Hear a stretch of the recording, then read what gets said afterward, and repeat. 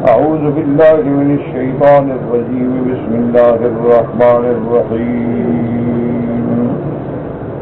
إن الذين هم من خشية ربهم مشفقون والذين هم بآيات ربهم يؤمنون والذين هم بربهم لا يشركون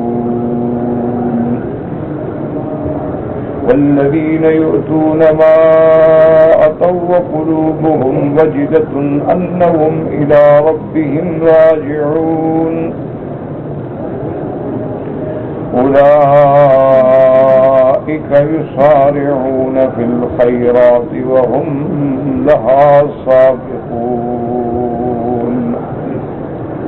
قال المؤلف المفسر رحمه الله تعالى: أدام النفع بعلومه وعلومكم في الدارين آمين. إلى أن قال: يقول تعالى: إن الذين هم من خشية ربهم مشفقون، أي هم مع إحسانهم وإيمانهم وعملهم الصالح مشفقون من الله خائفون منه وجلون من مكره بهم.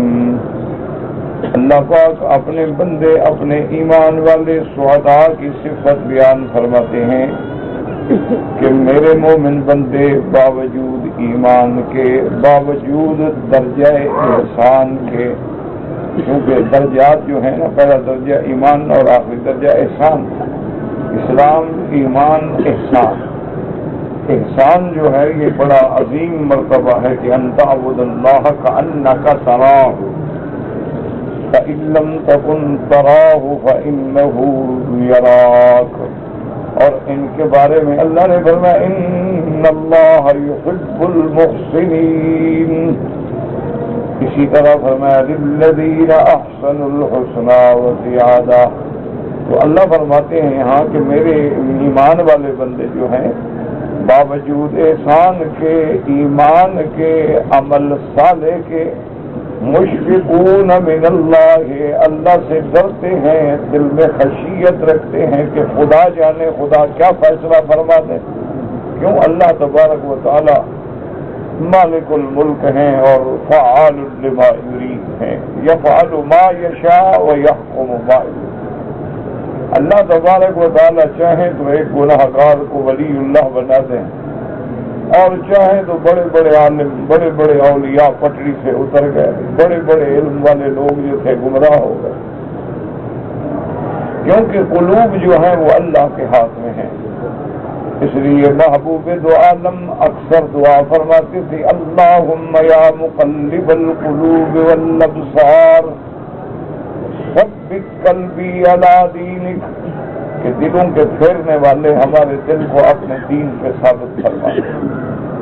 اسی طرح حضور صلی اللہ علیہ وسلم نے فرمایا: القلوب بین اصابع الرحمن یقلبها کیف یشاء ویصرفها کیف یشاء، کہ انسانوں کے دل جو ہیں گویا وہ اللہ کی انگلیوں کے درمیان ہے، جیسے اس کی شان کو زیبا ہے۔ تو جیسے کوئی چیز انگلی میں ہو تو اس کا گھمانا آسان ہوتا ہے، اللہ تو اللہ ہے، وہ جدھر چاہیں دلوں کو پھیر دیں، وہ چاہیں تو ہدایت کا فیصلہ فرما دیں، اور وہ چاہیں تو کسی کو گمراہ کرنے کا فیصلہ فرما دیں۔ اسی لیے آپ دیکھیں کہ باپ ابو جہل ہے، لیکن اللہ نے حضرت اکرمہ کو صحابی جلیل اور بطل من ابطال الاسلام رضی اللہ عنہ، یعنی باپ پہ لعنت ہے اور بیٹا رضی اللہ عنہ، یہ اللہ کی شان۔ یعنی ابو جہل کا بیٹا مسلمان ہو گیا، بیٹی مسلمان ہوگی، خاندان بھاگی، لیکن خود مر گیا کفر میں۔ تو یہ اللہ کا نظام ہے۔ اسی طرح دیکھیں کہ باپ ولید ابن المغیرہ ہے اور بیٹا خالد ابن الولید ہے، سیف الرحمان۔ تو یہ اس لیے جو اللہ والے ہیں وہ نیکی کر کے بھی ڈرتے ہیں کہ پتہ نہیں ہماری نیکی کی کیا حیثیت ہے، نماز کی کیا حیثیت ہے، عبادات کی کیا حیثیت ہے، اللہ جانے قبول بھی ہوگا یا نہیں ہوگا۔ کوئی ذرا سی بھی خطا ہو گئی تو مارے گئے، اب دیکھیں نا انبیاء علیہ السلام، سیدنا ایوب علیہ السلام پہ کتنا بڑا ابتلا، سیدنا ابراہیم علیہ السلام کو کتنے بڑے امتحانوں کی کٹھالیوں سے گزرنا پڑا، اسی طرح حضرت سیدنا یعقوب علیہ السلام کو کتنا بڑا امتحان آیا کہ روتے روتے آنکھیں سفید ہو۔ تو یہ اللہ کا نظام ہے، تو اس لیے حکم یہ ہے کہ نیکی بھی کرو لیکن اللہ سے بھی ڈرو۔ الایمان بین الخوف والرجاء، رحمت پہ بھی امید رکھو لیکن ڈرتے بھی رہو کہ پتہ نہیں اس کے آگے اس کی مرضی ہے، وہ چاہے تو قاتلوں کو معاف کر دے اور وہ چاہے تو بلی کے پکڑنے میں جہنم بھیج دے، اس کی مرضی ہے۔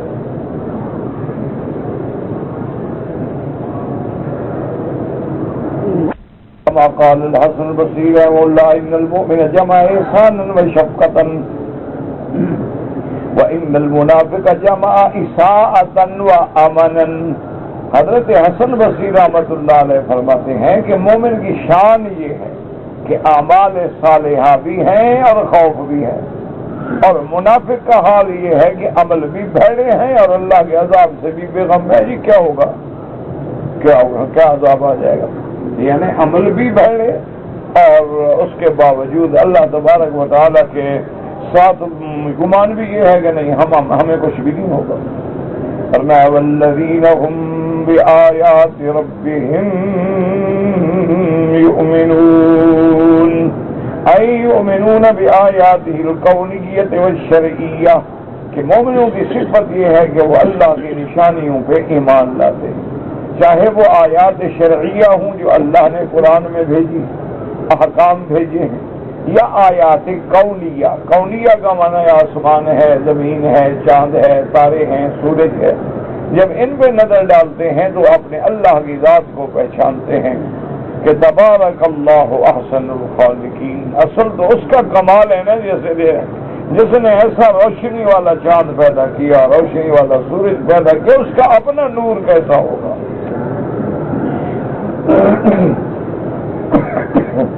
كقوله تعالى اخبارا عن مريم عليه السلام وصدقت بكلمات ربها وكتبه اي ايقنت انما كان انما هو عن قدر الله وقضائه وما شرعه الله، فان كان امرا فمما يحبه ويرضى وان كان نهيا فهو مما يكره ويأبى وَإِن كَانَ خَيْرًا فَهُوَ حَقٌّ كَمَا قَالَ اللَّهُ سُبْحَانَهُ، جیسے اللہ نے بی بی مریم کی شان بیان کی، فرمایا وَصَدَّقَتْ بِكَلِمَاتِ رَبِّهَا وَكُتُبِهِ، صدقت کا معنی ایقنت، اس نے یقین کیا اللہ کے احکام، اللہ کے فرمان پہ، کہ ما کانا جو بھی ہوتا ہے، جو بھی ہوگا اللہ کی تقدیر ہے، اللہ کی قضا ہے، اور جو اللہ تبارک و تعالیٰ نے شریعت جاری فرمائی کہ اگر وہ اوامر ہیں تو یحبہ و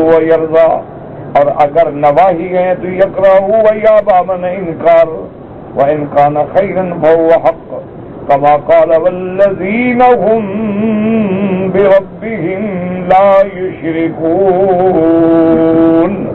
ای لا یعبدون معه غیره بل یوحدونه ویعلمونه وَيَعْلَمُونَ أَنَّهُ لَا إِلَهَ إِلَّا اللَّهُ أَحَدًا صَمَدًا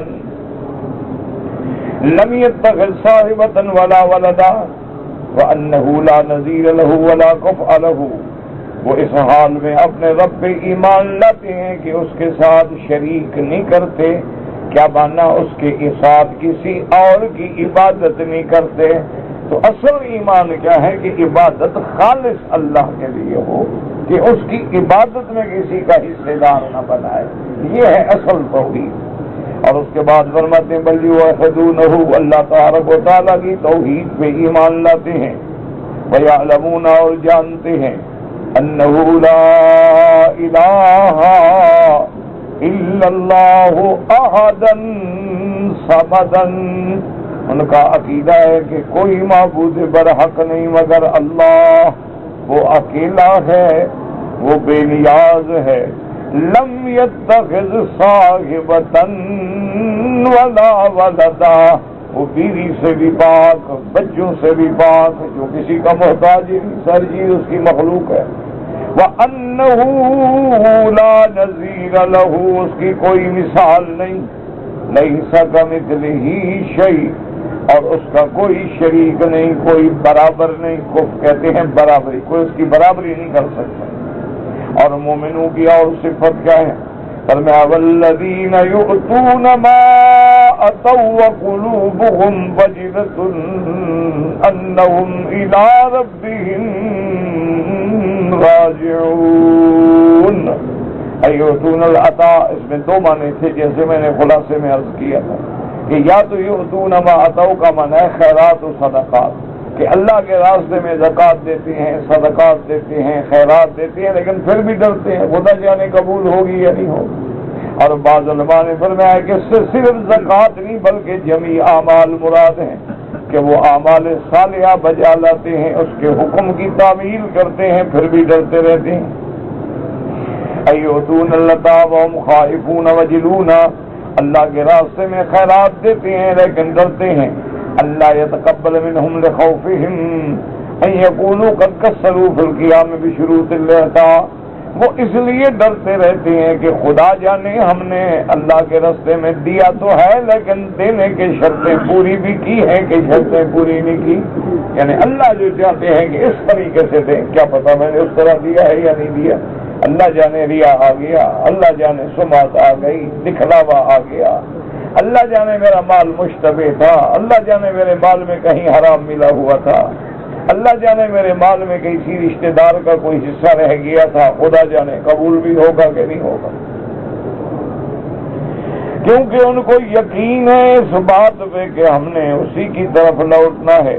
وَهَذَا مِن بَابِ الْإِشْفَاقِ وَالْإِحْتِياطِ، یہ اللہ کے راستے میں دے کے ڈرنا جو ہے یہ اللہ کی عظمت کا خوف بھی ہے اور احتیاط بھی ہے، ورنہ جو مومن بندے ہیں لازمی بات ہے اللہ کے راستے میں دیں گے تو حلال ہی دیں گے، اللہ کے راستے میں دیں گے تو اللہ کی رضا کے لیے دیں گے، اللہ کے راستے میں دیں گے تو ریا اور شہرت سے بچ کے دیں گے، لیکن یہ کیا احتیاط ہے کہ اس کی مرضی ہے پھر بھی قبول نہ فرما۔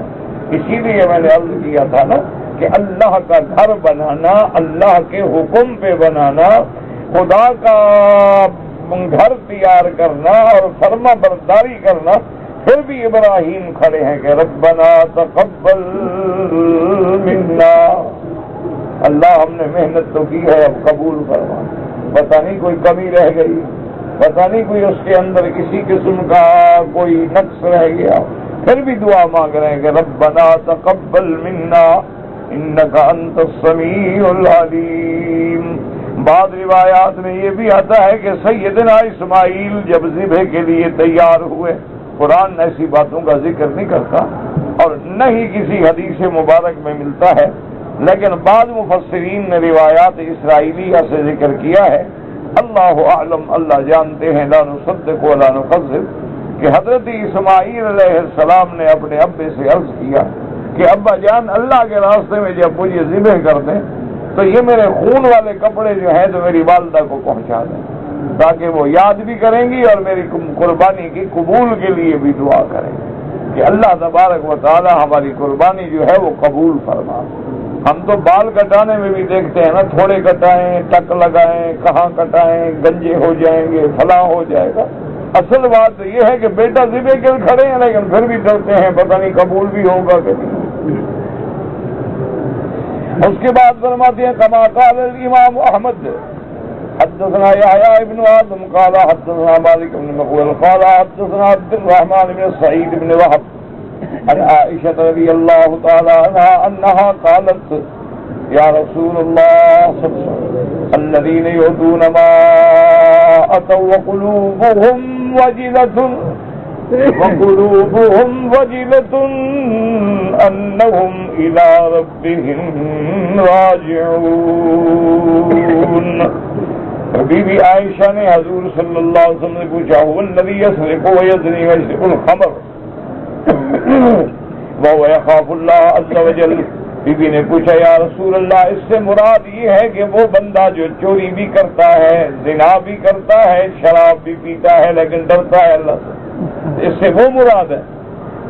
حضور پاک نے فرمایا لا یا بنت ابی بکر یا بنت الصدیق، حضور نے فرمایا ابو بکر کی بیٹی صدیق کی بیٹی یہ مراد نہیں، ولکنہ هو الذی یصلی ویصوم ویصدق ویخاف اللہ عز وجل، اس سے مراد وہ نہیں جو چوری کرے بلکہ وہ مومن مراد ہے جو نمازیں بھی پڑھتا ہے، روزے بھی رکھتا ہے، خیراتیں بھی کرتا ہے، لیکن اس کے باوجود بھی اللہ سے ڈرتا ہے کہ خدا جانے قبول ہوگا یا نہیں ہوگا۔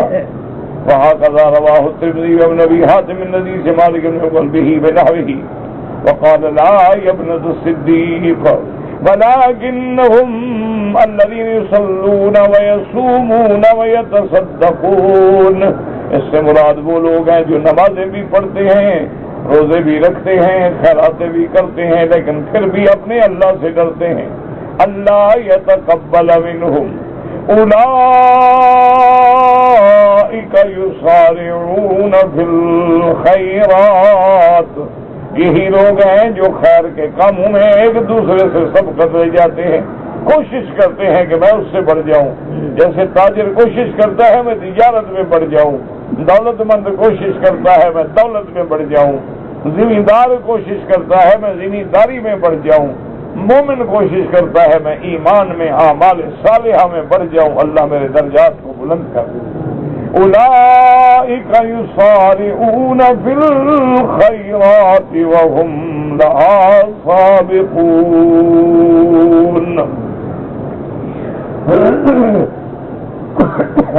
وقال الترمذي وروى هذا الحديث من حديث عبد الرحمن بن سعيد النبي حازم النبي هريرة رضي الله تعالى عنه عن النبي صلى الله عليه وسلم نحو هذا، وهكذا قال ابن عباس محمد بن كعب القرظي والحسن البصري في تفسير هذه الآية، وقد قرأ آخرون هذه الآية والذین یأتون ما اتوا، پہلا تھا نا یؤتون ما اتوا، دیتے ہیں، یہ ہے یأتون ما اتوا وقلوبهم وجلة ای یفعلون ما یفعلون وهم خائفون، کہ وہ کرتے ہیں اعمال لیکن پھر بھی اللہ سے ڈرتے ہیں۔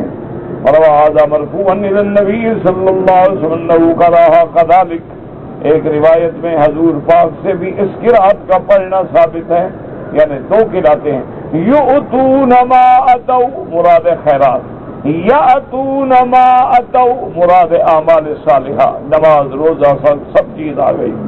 قال الامام احمد حدثنا عفان قال حدثنا صخر الجويري قال حدثنا اسماعيل المكي قال حدثنا ابو خل مولى بني جمهم انه دخل مع عبيد بن عمير عائشة رضي الله تعالى عنها فقالت مرحبا بأبي عاصم ما يمنعك أن تزورنا أو تلم بنا، فقال أخشى أن أمل، فقالت ما كنت لتفعل، قال جئت لأسألك عن آية من كتاب الله عز وجل كيف كان رسول الله صلى الله عليه وسلم يقرأها۔ فرماتی ہیں کہ ماں عبید بن عمیر وہ داخل ہوئے، ابو خلف مولا بنی جمہن بی بی عائشہ کی خدمت میں حاضر ہوئے، بی بی عائشہ نے فرمایا مرحبا بی عاصم، ان کی کنیت ہے، ما یمنعک ان تزورنا او تلم بنا، کہ کیا بات ہے تم ملنے بھی نہیں آتے، کبھی زیارت پہ بھی نہیں آتے، کبھی ہمارے پاس آ کے یعنی کھانے کے لیے بھی نازل نہیں ہوتے، کیا بات ہے؟ وہ کہنے لگا بی بی میں ڈرتا ہوں کہ کہیں بوجھ نہ بن جائے، کہیں آپ پر یہ بات جو ہے وہ زیادہ بوجھ نہ ہو، تو اللہ تملو یعنی بوجھ نہ سمجھا کرو، تو اسی لیے کہ میں اس بات سے ڈرتا ہوں۔ فال کیا کر رہے ہو؟ کہا جی تلیا سالہ کا، حضور نے بتایا میں آیا بی بی آپ سے قرآن کی آیت پوچھنے کے لیے کہ حضور صلی اللہ علیہ وسلم اس آیت کو کیسے پڑھتے تھے۔ قالت ایت آیت، کون سی آیت؟ قال الذین یؤتون ما اتوا والذین یأتون ما اتوا، فقالت ایت ما احبلک، وقلت والذی نفسی بیدی لا احد ما احبلی والدنیا جميعا الدنیا ما فیہا، قال ما هي، فقلت والذین یأتون ما اتوا، فقالت اشهد ان رسول اللہ ذلك يقرأها وكذلك انزلت، ولكن اذا حرف في اسماعيل بن مكي وضعيف اب آپ نے پوچھا کہ مجھے بھی یہ بتائیں کہ یہ آیت حضور کیسے پڑھتے تھے؟ والذین یؤتون ما اتوا وقلوبهم وجلة، یا والذین یأتون ما اتوا وقلوبهم وجلة۔ بی بی عائشہ نے فرمایا اچھا تم یہ بتاؤ تمہیں کون سی قرأت زیادہ محبوب ہے؟ انہوں نے کہا بی بی میں تو کہتا ہوں یاتون ما اتوا زیادہ محبوب، تاکہ سارے اعمال آ جائیں۔ یاتون میں تو صرف صدقہ آئے گا، خیرات آئے گا، لیکن جب یاتون پڑھیں گے تو مانا نمازیں پڑھتے ہیں، صدقہ دیتے ہیں، خیرات کرتے ہیں، روزہ رکھتے ہیں۔ تو بی بی نے فرمایا کہ میں گواہی دیتی ہوں ان رسول اللہ صلی اللہ علیہ وسلم کذالک کان یکرہها، اسی طرح میرے محبوب پڑھتے تھے والذین یأتون ما اتوا وقلوبهم وجلة، اور اسی طرح یہ قرأت اتری ہے، لیکن اس کے اندر ایک راوی ہے اسماعیل رسول مکی وہ ضعیف ہے، والمعنی علی القرأت راوی قرأت الجمہور السبع وغیرہم اظہر، لیکن پہلی قرأت جو ہے تمام قراء اسی کو ترجیح دیتے ہیں والذین یؤتون ما اتوا وقلوبهم، کیوں اس کے بعد بھی ہے نا اولئک یسارعون فی الخیرات وهم لها سابقون، تو یہ بھی دلالت کرتا ہے کہ قرأت یؤتون ما اتوا جو ہے وہ زیادہ راجح ہے۔ ویسے تو قرأت یأتون ما اتوا بھی ہے، لیکن جمہور جو ہیں قراء سبع جو ہیں ان کے نزدیک وہی قرأت راجح ہے۔ وَلَوْ كَانَ الْمَعْنَى فَكَمَا فرماتی ہیں لِأَنَّهُ قَالَ أُولَٰئِكَ يُسَارِعُونَ فِي الْخَيْرَاتِ وَهُمْ لَهَا سَابِقُونَ وَجَعَلَهُم مِّنَ السَّابِقِينَ وَلَوْ كَانَ الْمَعْنَى الْقِرَاءَةُ الْأُخْرَى لَأَوْشَكَ أَن لَّا يَكُونُوا مِنَ السَّابِقِينَ بَلْ مِنَ الْمُقْتَصِدِينَ أَوِ الْمُقْصِرِينَ، اور اگر ہم دوسری قرأت لیں تو سابقین کا معنی پھر یہ ہوگا کہ یعنی وہ پیچھے رہنے والے ہیں، لیکن پہلی قرأت کے بارے میں معنی ہوگا کہ وہ اللہ نے ان کو پھر سابقین میں داخل فرما دیا ہے کہ جب وہ کوشش کرتے ہیں اللہ کے راستے میں دینے کی اور اس کے باوجود بھی ڈرتے رہتے ہیں، تو اصل مومن کی شان یہی ہے ایمان بھی لائے، اعمال صالحہ بھی کرے اور اللہ سے بھی ڈرتا رہے کہ خدا جانے میرے اعمال قبول ہوں گے نہیں ہوں گے، ان میں کوتاہی ہوگی، تقصیر ہوگی۔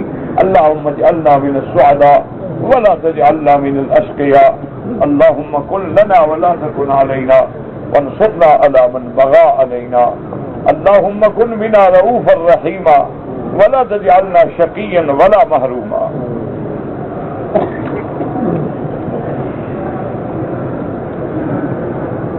کہتے جی کہ یہاں جو کتابیں چھپی ہیں اس میں یہ مسئلہ لکھا ہے کہ مسجد عائشہ سے عمرہ نہیں ہوتا۔ میرا بھائی میں نے کئی دفعہ عرض کیا ہے، وضاحت کی ہے، اگر آپ کو یہ مسئلہ سمجھ نہیں آ رہا تو اللہ توفیق دے سمجھنے کی کہ مسجد عائشہ سے عمرہ کرنا ائمہ کے نزدیک اختلاف ہے۔ امام ابو حنیفہ رحمۃ اللہ علیہ اور امام شافعی رحمۃ اللہ علیہ قائل ہیں کہ اگر کوئی آدمی مکے میں رہتے ہوئے عمرہ کرنا چاہے تو مسجد عائشہ سے یا جعرانہ سے جا کے عمرہ کر سکتا۔ امام احمد بن حنبل رحمۃ اللہ علیہ فرماتے ہیں کہ بھئی اصل عمرہ تو وہ ہے جو بندہ اپنے ملک سے مکے کی طرف آ رہا ہے، قادماً الی مکہ تھا، مکے آنے والے کے لیے عمرہ ہے، یہ تو نہیں کہ مکے سے نکل کے عمرہ کرے۔ وہ یہ فرماتے ہیں کہ اصل عمرہ وہ ہے مکے میں رہتے ہوئے عمرہ نہ کرے بلکہ طواف کرے، اور ہاں اگر کوئی ضرورت ہے کہ کوئی عورت نہیں کر سکی، جیسے بی بی عائشہ نہ کر سکی، حضور نے حکم دیا کہ جاؤ اور مسجد عائشہ سے عمرہ کر لو، حضور پاک فتح مکہ میں نہ کر سکے اور حضور نے جعرانہ سے عمرہ کر لیا، تو وہ فرماتے ہیں کہ ضرورت کے تابع تو کیا جا سکتا ہے، ورنہ جو ہے یہ عمرہ نہیں کرنا چاہیے۔ تو یہ دونوں ائمہ کے درمیان میں اختلاف۔ ان کی دلیل یہ ہے کہ حضور نے جب بی بی عائشہ کو بھیجا تو آپ کے بھائی ساتھ تھے، انہوں نے عمرہ نہیں کیا، اور امام صاحب کی دلیل یہ ہے، وہ فرماتے ہیں کہ اگر یہ امر صرف بی بی عائشہ کے لیے خاص تھا تو حضور بتلا دیتے کہ صرف تمہیں اجازت ہے اور کسی کو نہیں۔ تو جب حضور نے اس حکم کو پابند نہیں کیا، یا جیسے حضور پاک نے جعرانہ تشریف لے گئے لیکن پھر خود عمرے کے لیے تشریف لے آئے، اچھا اگر مکے میں آتے ہوئے آپ نے عمرہ نہیں کیا، وہ تو اللہ نے اجازت دی تھی کہ آپ بغیر احرام کے داخل ہو سکتے ہیں، مکے میں جنگ بھی ہو سکتی ہے، لڑائی بھی ہو سکتی ہے، اللہ نے حلال کر دیا حضور صلی اللہ علیہ وسلم کے لیے، تو عذر تو کوئی رہا ہی نہیں۔ تیسری بات یہ ہے کہ امام صاحب فرماتے ہیں کہ اگر بفرض محال ہم مکے میں ہیں، مدینے چلے جائیں، تو اس کا مطلب یہ ہے کہ مکے سے جانے والے تو کبھی عمرہ ہی نہ کرے، تو گویا ہم مدینہ جب چلے گئے تو میقات سے نکل گئے، اب جو ہے تو اب تو آ رہے ہیں نا مکے کی طرح۔ تو اس لیے بہرحال اس مسئلے میں ائمہ کے نزدیک اختلاف ہے، اور اتفاق ائمہ اربع اس بات پہ ہے کہ جتنے دن اللہ مکے میں نصیب کرے، افضل یہ ہے کہ تم طواف زیادہ کرو، کیونکہ طواف میں کوئی اختلاف نہیں ہے، اور دوسرا جتنی دیر عمرے میں تم جاؤ گے، مسجد عائشہ جاؤ، جیرانہ جاؤ، جتنی دیر باہر رہو گے طواف میں اتنی دیر تم اللہ کے کعبے کے قریب رہو گے، تو لہذا دور رہنے سے قریب رہنا جو ہے وہ زیادہ افضل ہے اور زیادہ بہتر ہے۔ تو بہرحال یہ ائمہ کے درمیان میں ایک اختلافی مسئلہ ہے، اور اس میں کوئی ایسا مسئلہ نہیں، کسی نے کر لیا اللہ قبول فرمائے، جو نہیں کرتے ہیں تو ان سے بھی اختلاف نہ کریں، ان کے پاس بھی دلیل ہے۔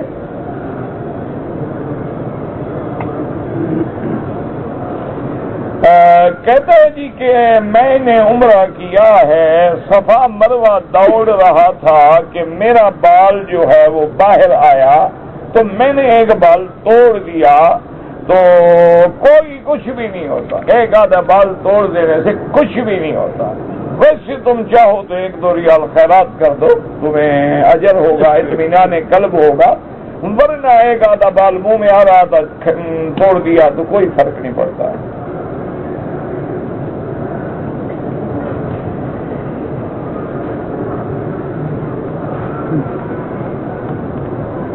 کہتے جی کہ ہمارے ملک میں تو میت کے مرنے کے بعد کئی چیزیں ہیں، اصل میرا بھائی بات سنو کہ انڈو پاک کی جو مشکل ہے نا وہ یہ ہے کہ ہم زیادہ تر ایک ملک میں رہے اور ہمارا معاشرہ ہندو کے قریب رہا، ملنا جلنا، آنا جانا، بیٹھنا، دوستی تعلقات، اس کا نتیجہ یہ نکلا کہ ان کی جو رسومیں خبیثہ تھی نا وہ بھی ہمارے اندر آ گئے، جیسے شادی پر، بیاہ پہ عورتوں کا مردوں کا رسمیں کرنا، گھوڑے پہ چڑھانا، ہاتھوں میں سرخ دھاگا باندھنا، لوہے کا ہاتھ میں بیت رکھنا، دلہن کے بستر کے نیچے گھوڑی کی لگام رکھنا، اور ایسے مہندی ہے، یہ مایوں ہے، یہ جناب آج فلاں رسم ہے، اور آج بات شروع ہوئی ہے تو بس ڈھولک بجنی شروع ہو گئی ہے، وہ میراثیوں کا گھر ہے، یہ ساری رسمیں ہندو کی، ہمارے ملک میں وہ رواج پکڑ گئی۔ اچھا دیکھیں، دیوی ہے، دیوتا ہے، ان پہ جا کے وہ پھول چڑھاتے ہیں، بھجن گاتے ہیں، ہم نے بھی وہی طریقے بنا لیے کہ بزرگوں کے فوٹو پہ ہم پھول چڑھا رہے ہیں، مزاروں پہ پھول چڑھا رہے ہیں، سجدے کر رہے ہیں، اسی طرح گردنیں جھکا رہے ہیں، ہاتھ باندھ کے کھڑے ہیں، اسی طرح نمستے کہہ رہے ہیں۔ اب دیکھیں ہمارا سندھ جو ہے وہ زیادہ قریب ہے ہند کے، کہ راجستھان اور سندھ جو ہے یہ بیکانیر، اس کے بعد کرنال، جیسلمیر، جے پور، جودھ پور، بھرت پور، اس طرح پھر ہمارا ادھر سندھ آ گیا۔ ان میں آپ دیکھیں آج تک بڑے سے بڑا آدمی جو ہے جب ملیں گے تو السلام علیکم سائیں، حالانکہ یہ نمستے ہندو کی رسم ہے، ورنہ اسلام تو نہیں کہتا کہ ہاتھ باندھ کے نمستے کرو۔ ہمارا بڑے سے بڑا سندھی آدمی، بڑا پڑھا لکھا، سمجھدار، اچھا خاصا، وہ بھی سائیں صاحب رہے، وہ بھی ایسا کرتا ہے۔ کیا ہے کہ وہ عادات جو ہیں ہمارے اندر داخل ہو. اچھا، باقی مشکل یہ بن گئی کہ کچھ ہمارے مولوی حضرات جو ہوتے ہیں وہ مولوی تو بن نہیں سکتے، عالم بن نہیں سکتے. اب ہر آدمی تو عالم نہیں بن سکتا نا. ہمارے مدرسوں میں 500 طالب پڑھتے ہیں، امتحان کے بعد ان میں 5-4 ہوتے ہیں اس قابل کہ وہ کسی دوسری جگہ جا کے عالم بن کے مدرس بن کے پڑھا سکیں، ورنہ پاس تو سارے ہو جاتے ہیں. لیکن صحیح معنی میں مدرس بننے کے لیے 500 میں 5-10 بڑی مشکل سے ملتے ہیں. تو اس کا مشکل کیا ہو گئی کہ انہوں نے یہ سوچا کہ چلو یار مولوی بننا تو مشکل ہے، لیکن بال رکھنے اور اس کے بعد پگڑی باندھنی اور گلے میں کپڑا ڈالنا، آواز اچھی ہو، نعتیں پڑھنا، یہ تو آسان کام ہے نا. اس میں تو کسی علم کی ضرورت ہے ہی نہیں. تو انہوں نے جناب وہ مولوی بن کے بیٹھ گئے. انہوں نے بھی پھر ان رسم کو پکا کر کے داخل کر دیا کہ 11ویں شریف ضروری ہے، تیسرے دن کل شریف ضروری ہے، میت کے اوپر جب کفن دے کے چلنا ہے تو 40 قدم پہ رکنا ہے، پھر 40 قدم پہ رکنا ہے، پھر وہاں ذکر کرنا ہے، پھر قبر پہ اذان کے کھانے بھی 7 قسم کے ہونے چاہیے اور ایک دفعہ 40واں بھی کرانا ہے. تو یہ ان جاہل مولویوں نے اپنا اقتصادی پیٹ کا مسئلہ حل کیا اور امت مسلمہ کو گمراہی میں ڈال دیا. کیونکہ جب آدمی مرے گا تو پہلے دن تو مولوی صاحب انشاءاللہ جنازہ پڑھ کے اس کے کپڑے بھی سارے وصول کر کے لائیں گے، کچھ پیسے بھی لائیں گے انشاءاللہ. پھر تیسرے دن کل شریف اور 7 جمعراتیں، پھر 40واں. اتنے میں محلے کا کوئی اور نہیں مر جائے گا. تو مولوی کی تو چاندی ہو گئی نا. اچھا، اب اللہ کے کعبے میں کھڑے ہیں. یہ بات چھوڑ دیں کہ آپ سے مولوی مکی بات کر رہا ہے، آپ مجھے ایک ادنا خادم سمجھ لیں، بھائی سمجھ لیں. خدا کے کعبے میں باوضو کھڑے ہو، ایمان سے کہیں جو مولوی کل شریف پڑھتے ہیں، ختم پڑھتے ہیں، ختم صغیر، ختم کبیر جمعراتوں پہ، انہوں نے کبھی اپنے باپ دادے کے تمہیں کل کے چاول کھلائے ہیں؟ خدا کے کعبے میں سچی بات کرو، مرنا ہے اور اللہ کے دربار میں جانا ہے. انہوں نے کبھی اپنی ماں کی، دادی کی، نانی کی 7 جمعراتیں کی ہیں؟ کیوں؟ یہ ون وے ٹریفک ہے، ان کے لیے حکم نہیں، ہمارے لیے حکم ہے. مانا یہ ہے وہ جانتا ہے بدبخت کہ بے گناہ ہے، بدعت ہے، حرام ہے، وہ اپنے پیسے حرام کرنا نہیں چاہتا. اس کو پتا ہے کہ یہ بدعت ہے، یہ خالص حرام ہے. اچھا، دوسرا مجھے آپ عقل سے سمجھائیں. اللہ نے آپ کو عقل دیا ہے، آپ بڑے سمجھدار آدمی ہیں. میرے جیسے مولوی تو آپ کھڑے کھڑے بیچ دیں. آپ کو اللہ نے بڑا اچھا. اب ایک بندہ، اللہ آپ کو زندہ رکھے، چلو میں مر گیا، آپ ڈرتے ہیں نا بہت سے. مرنے کے بعد اب یہ جائیداد مردے کی ہے یا وارثوں کی ہے؟ ہاں جی، شریعت کیا کہتی ہے کہ پہلے مرنے کے بعد اس کی تجہیز تکفین کرو، پہلے اس کے دفن کا انتظام کرو تاکہ میت تو نہ رکھی رہے نا. دفن کے بعد اس کے قرضہ ادا کرو. اگر قرضہ نہیں ہے تو الحمدللہ، تو اب اس کی جائیداد جو ہے وہ شرعاً ورثاء کے نام منتقل ہو گئی. تو اگر بیوی ہے، لڑکے ہیں، لڑکیاں ہیں، بیوی کو 8واں حصہ ملے گا، 2 حصے، ایک لڑکے کو ایک آدھا حصہ اور ان کے مقابلے میں 1 حصہ لڑکیوں کو. تو اب یہ جائیداد وارثوں کی ہے. کل شریف جو کر رہے ہو یہ کس کے پیسے سے ہیں؟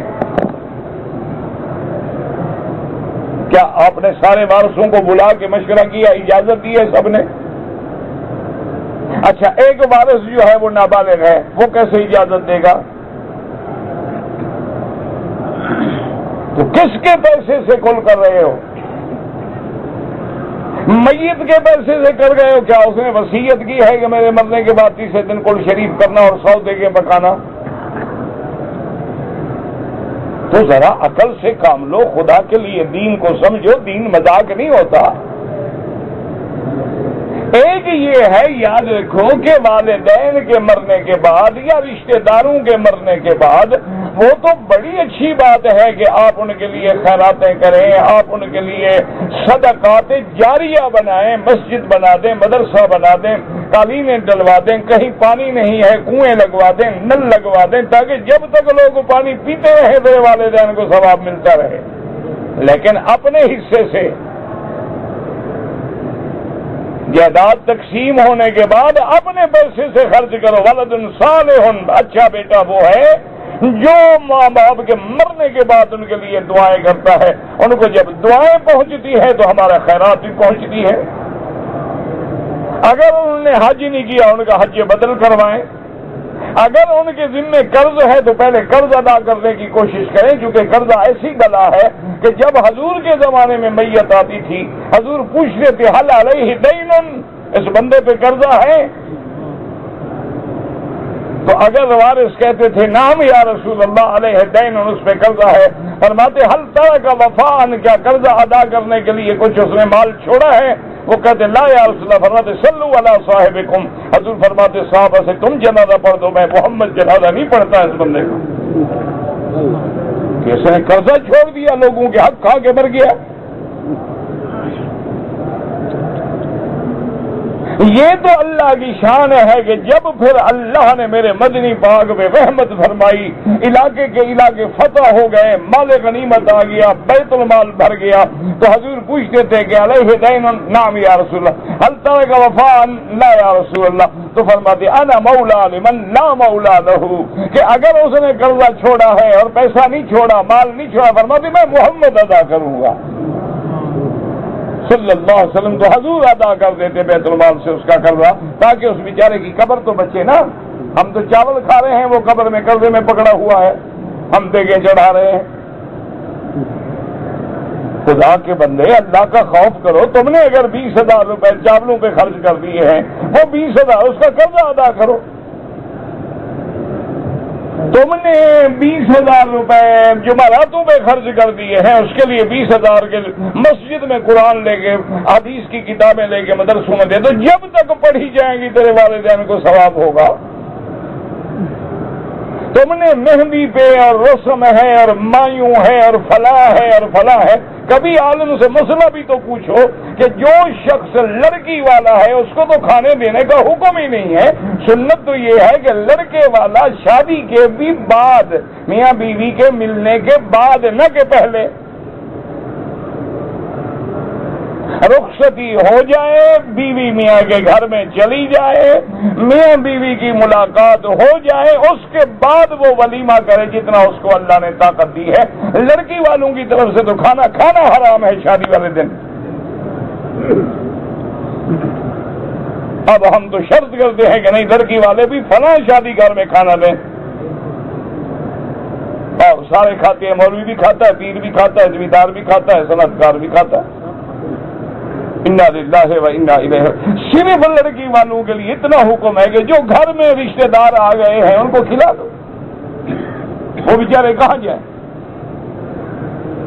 یہ ان کی طرف سے کھانے کا اہتمام کرنا جو ہے یہ تو شریعت کے خلاف ہے۔ اللہ کے بندے سوچیں، ساری کائنات کی بیٹیاں ایمان سے کہیں، میرا عقیدہ یہ ہے کہ تمام دنیا کے اولیاء اللہ علماء کی بیٹیاں بھی بی بی فاطمہ کے ایک قدم کے برابر بھی نہیں ہو سکتی۔ ایمان سے کہیں، بی بی فاطمہ کی شادی پر بی بی فاطمہ کی طرف سے کھانا کس نے دیا؟ ہماری بیٹیاں زیادہ مقدس ہیں بی بی فاطمہ سے، بی بی رقیہ سے، بی بی ام کلثوم سے، بی بی زینب سے۔ ایک رسم ہے، رواج ہے، اچھا ایک اور لعنت ہے، جہیز۔ یہ کون سی شریعت ہے جی؟ اور جی ناک تو رکھنا پڑتا، رکھو جی ناک۔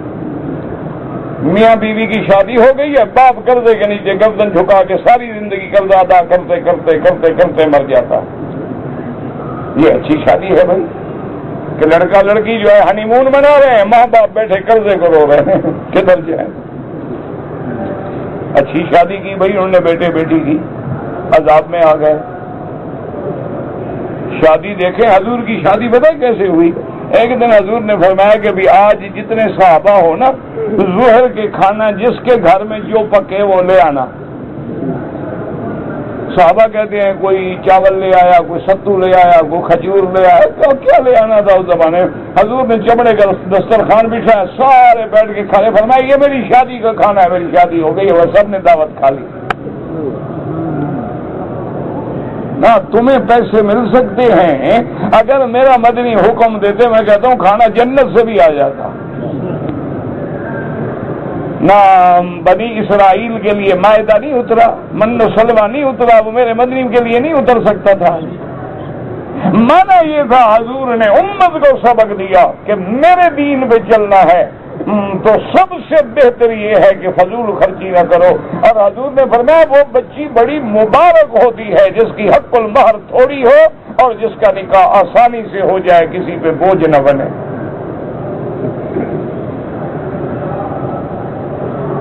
تو آپ نے فرمایا کہ خیرہن ایسرہن صداقا، وہ بچیاں بہت خوش قسمت ہیں کہ جن کا نکاح آسانی سے ہو جائے، معمولی سی مہر ہے، آرام سے میاں بیوی آئے، 2 جوڑے 4 جوڑے، جو ماں باپ کو توفیق ہے دے دی، السلام علیکم، شرعی نکاح ہوا، گھر پہنچا دیا۔ اچھا خاوند کو جو توفیق ہوئی 1 دیگ 2 دیگیں 4 دیگیں پکا کے ولیمہ کھلا دیا، السلام علیکم، بات ختم ہو گئی۔ ہمارے ہاں یہ ساری تہذیب موت پہ ہو یا شادی پہ، یہ ہندوؤں کی تہذیب ہے۔ اور آج کل تو مسلمان لڑکیاں باقاعدہ سندور بھرتی ہیں، باقاعدہ تلک لگاتی ہیں۔ آج کل تو ہم مسلمانوں کی بیٹیاں ہندوؤں کی طرح ساڑی باندھتی ہیں کہ آدھا پیٹ بھی ننگا ہو، پشت بھی ننگی۔ انا للہ و انا الیہ راجعون۔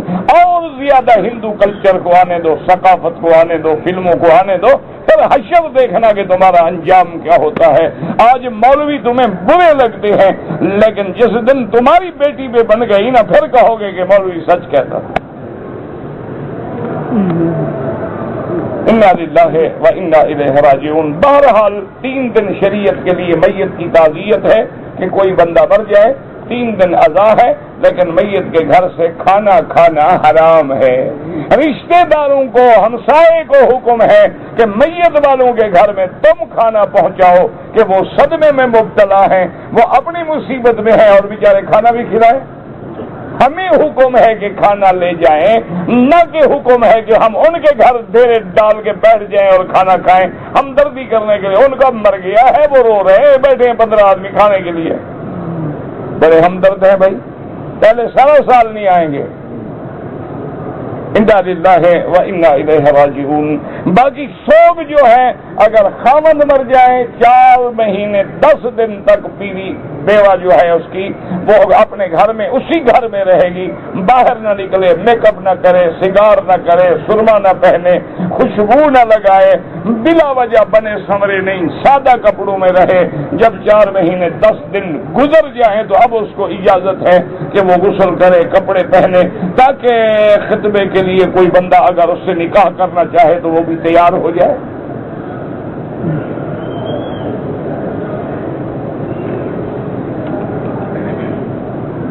اگر ایک آدمی نے عمرہ کیا ہے اور سر پہ اسطرا پھروا دیا، اب دوسرا عمرہ کرے تو کیا کرے؟ پھر بھی اسطرا پھروانا ہوگا، بال ہوں یا نہ ہوں۔ اللہ کو بال نہیں چاہیے، اللہ کو اطاعت چاہیے۔ تو تمہارے بال تو یہی گر جاتے ہیں، ان کا کیا فائدہ ہے؟ تم قربانی کرتے ہو، گوشت تم کھا جاتے ہو، اللہ کو تو گوشت کی ضرورت نہیں ہے۔ اللہ نے یہ دیکھنا میرے حکم پہ جانور ذبح کیا، میرے حکم پہ گردن جھکا دی۔ اگر تمہارے بال نہیں ہیں، حتیٰ کہ گنجا بھی ہے سر پہ، اس طرح پھروانا ہوگا۔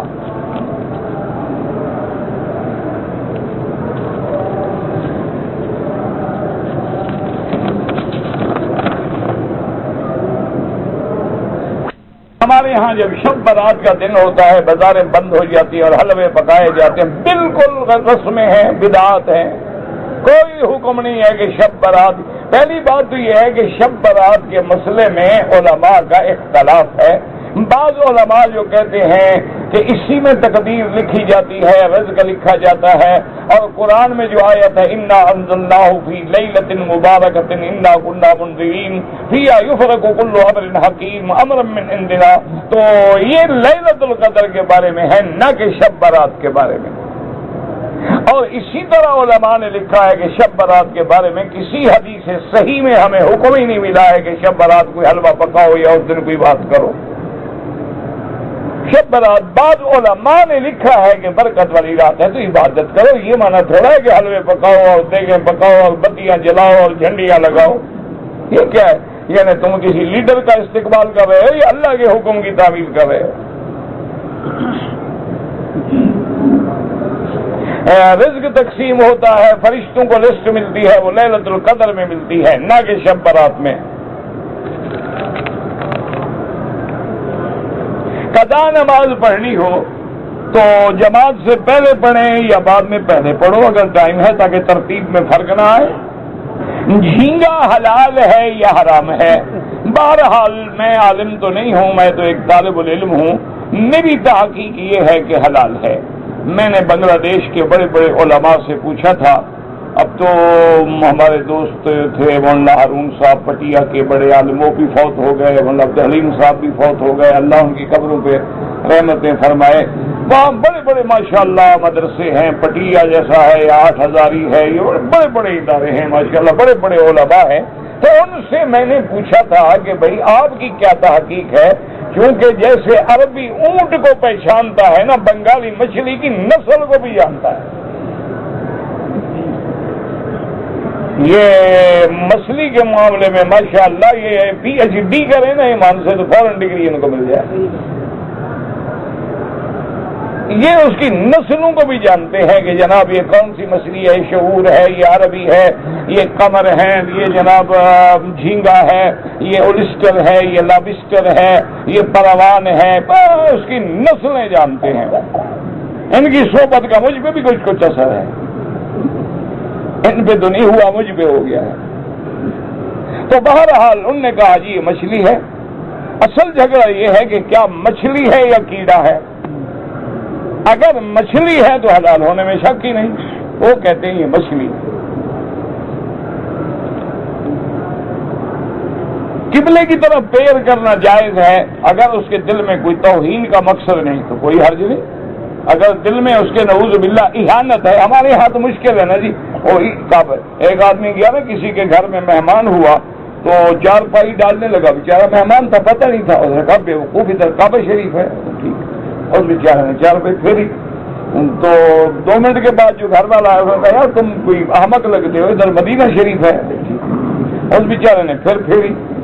وہ پھر آ گیا. انہوں نے کہا بارے یار ادھر پیران پیر کا روزہ ہے.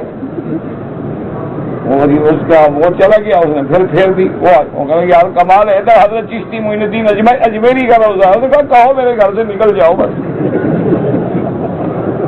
آخر میں کدھر پاؤں کر کے سوؤں؟ لٹکا دو مجھے رسی کے ساتھ. کہاں جاؤں میں؟ تو اس لیے یاد رکھو کہ پاؤں کرنے کا مقصد تمہارا کیا ہے.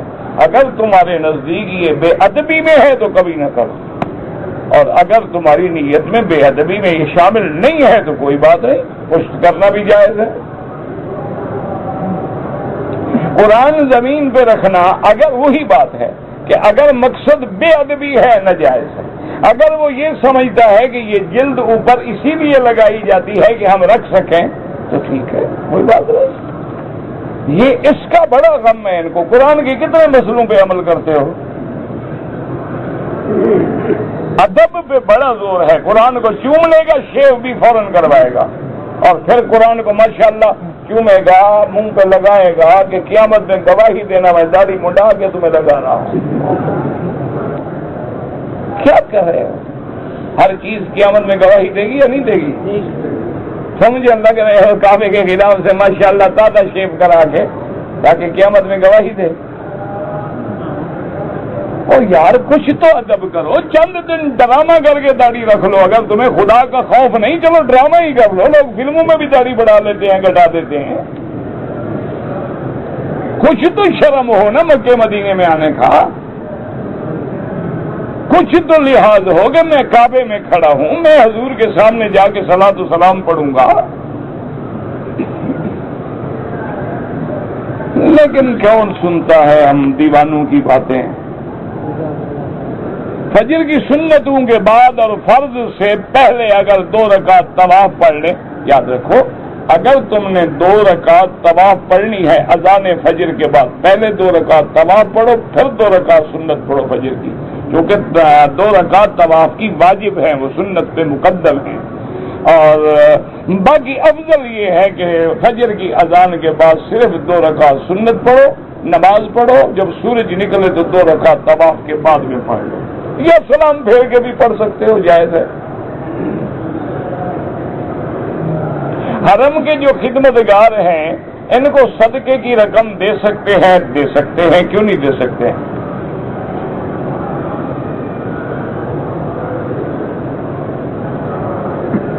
حضرت عاشیہ کس نے کہا ہے؟ عاشیہ الف سے لکھو، خدا کا خوف کرو، یعنی بندے کو یہ لکھنا نہیں آتا عائشہ عین سے ہے یا الف سے ہے، مسئلہ پوچھتا ہے علی عائشہ کی جنگ کا، ماشاءاللہ سبحان اللہ۔ اور جب تم اتنے جاہل ہو کہ عائشہ اور عاشیہ میں فرق نہیں کر سکتے، تمہیں جنگ کے مسئلے پوچھنے کی کیا ضرورت ہے؟ جو گزر گئی اللہ نے معاف کر دیا، ہم کون ہیں بات کرنے والے؟ رضی اللہ عنہم ورضوا عنہ، اللہ راضی ہو گیا، بات ختم ہو گئی۔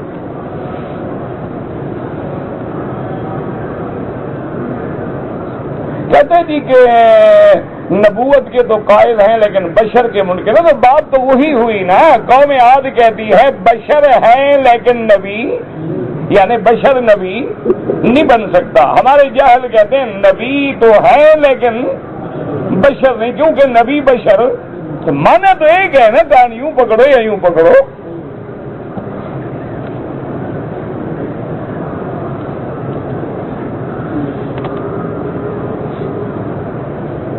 کہتے جی کہ اگر مینا کے بجائے ہمارے رشتہ دار شیشہ میں رہتے ہیں تو وہاں اگر حج کی بکری ذبح کر دی جائے، بالکل ٹھیک ہے، پورے حرم میں جہاں مرضی آئے کرو، کوئی ضروری تھوڑا مینا میں کرو، مینا بھی حرم کا حصہ ہے، لہذا حدود حرم میں جہاں چاہے قربانی کر دو۔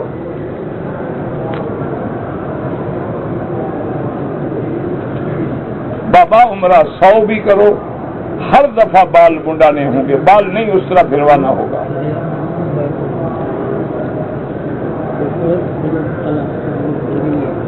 کہتا جی کہ ایک آدمی نے اپنے گھر والوں کو 2 سال کا خرچہ دیا ہے، سال کے بعد ان کے پاس جو پیسے ہیں زکوٰۃ ہوگی، دیکھو نا خرچے سے زیادہ ہیں یا خرچے میں کام آئیں گے؟ خرچے میں کام آئیں گے، کوئی زکوٰۃ نہیں، خرچے کرنے کے بعد بچیں گے تو زکوٰۃ ہے۔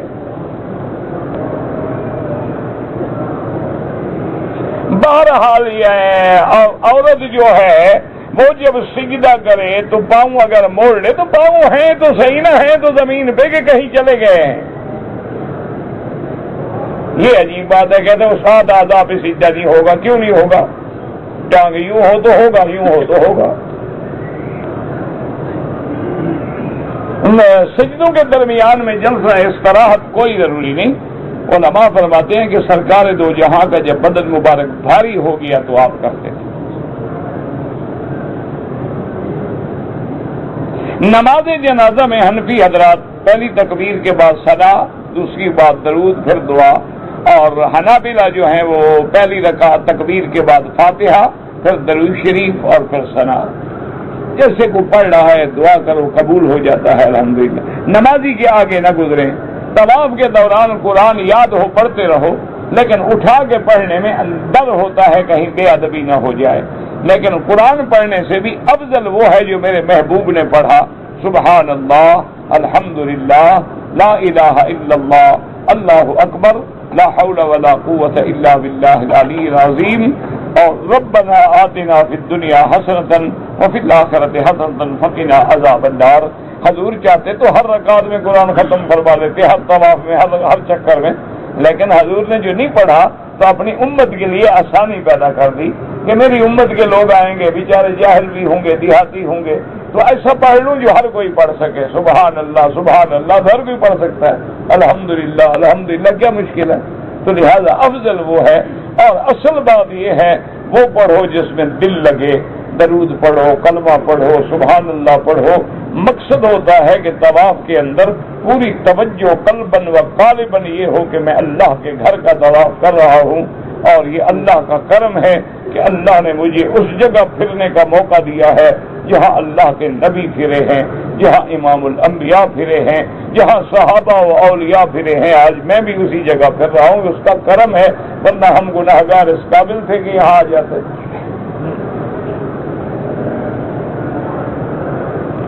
دم قربانی کی صورت میں ہوتا ہے یا صدقہ؟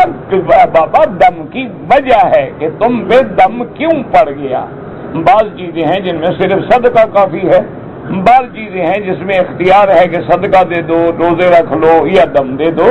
دیکھنا پڑے گا کہ تم نے غلطی کیا کی ہے، اس میں دم ضروری ہے یا صدقے سے بھی گزارا ہو سکتا ہے۔ میری بھانجی بیمار، اللہ شفا دے، اللہ ہر بیماروں پہ رحم فرما، اللہ ہمارے بیماروں پہ بھی رحم فرما۔ کاشف میمن بیمار ہے، اللہ شفا عطا فرما دے، یا اللہ ہر بیمار پہ رحم فرما۔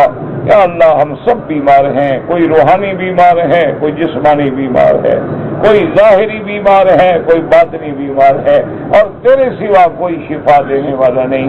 اذا مرضت فهو یشفین، اللہم اشفنا واشف مرضانا ومرضى من اوصانا ومرضى المسلمین برحمتک یا ارحم الراحمین۔ کسی کمرے میں اگر نیچے گدا ہو تو نماز ہو جائے گی، عبادت ہو جائے گی، کیوں نہیں ہو جائے گی؟ لیکن گدا اتنا بڑا نہ ہو کہ تیرا منہ اس کے اندر کھب جائے، پھر نہیں ہوگی۔ آج کل تو گدے ایسے بنے ہوئے ہیں نا گویا ماشاءاللہ آدمی دفن ہو جاتا ہے اندر۔ بس سخت بھی ہوتے ہیں، اگر سخت ہے ٹھیک ہے۔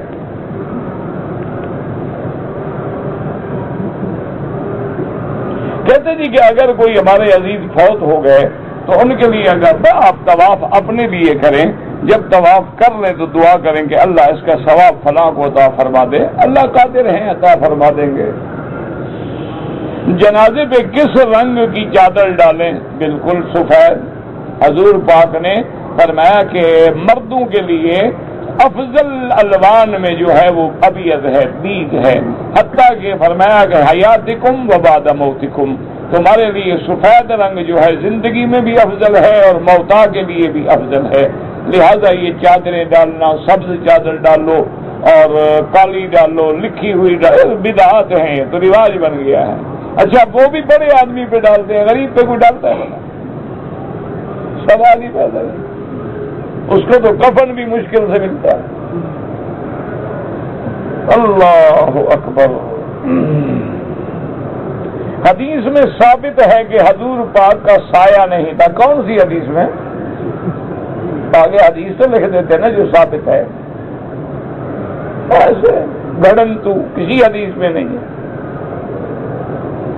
یہ بھی ثابت ہے کہ حضور کے وسیلے سے آدم نے دعا مانگی تھی، یہ بھی جھوٹ ہے، گھڑنتو ہے، کسی ایک حدیث میں بھی نہیں ہے۔ یہ تو قرآن کے خلاف بات کر رہے ہو۔ فَتَلَقَّى آدَمُ مِن رَبِّهِ بِكَلِمَاتٍ فَتَابَ عَلَيْهِ، اللہ فرماتے ہیں ہم نے آدم کو کلمات سکھائے، ان کلمات سے دعا کرو تو میں تیری غلطی معاف کر دوں گا۔ اور وہ دعا کیا تھی؟ ربنا ظلمنا انفسنا ان لم تغفر لنا وترحمنا لنکونن من الخاسرین۔ باقی جو آپ نے لکھا ہے کسی سیاستہ میں، کسی طبقات اولیٰ کی کتاب میں نہ وہ حدیث ہے، ایک حاشیے میں حدیث ہے جس کا کوئی سند ہی نہیں ہے، کوئی بنیاد ہی نہیں ہے۔ ہم لوگ بغیر احرام کے مکے میں داخل ہو گئے، کسی نے بتایا نہیں تھا۔ ہم نے مسجد عمرہ سے احرام باندھا اور احرام کے نوافل بھی ادا کیے۔ میاں بیوی ہیں، کیا حکم ہے؟ آپ نے عمرہ تو اب مسجد عائشہ سے کر لیا لیکن دم پڑ گئی۔